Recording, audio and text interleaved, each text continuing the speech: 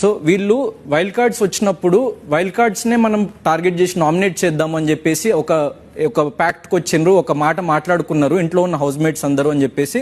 So వాళ్ళు చెప్పింది sir, మేము ఎవరిని సింగిల్ ని టార్గెట్ చేయలేదు సార్, హోల్ క్లాన్ ని టార్గెట్ చేసాం. మేము ఆ క్లాన్ ని టార్గెట్ చేసాం అంతే. గౌతమ్ ని గానీ అవినాష్ క్లియర్లీ అండర్స్టూడ్ పృథ్వీ. అక్కడ సార్ ఇక్కడ ఒక పాయింట్ చెప్తా, గౌతమ్ ఇండివిజువల్ ప్లేయర్ అని ప్రూవ్ చేసుకోవడానికి మమ్మల్ని బ్యాడ్ చేయడానికి మళ్ళీ అదే మాట చెప్తున్నారు sir. I don't like it sir. అక్కడ సీజన్ 8 క్లాన్స్ ప్రకారం అయినప్పుడు వైల్డ్ కార్డ్స్ వస్తున్నప్పుడు అంతకు ముందు ఒరిజినల్ గ్యాంగ్ ఉంది కదా ఆల్రెడీ, వాళ్ళు మనమందరం కలిసి ఆడాలి అనుకోవడంలో తప్పే ఉంది సార్.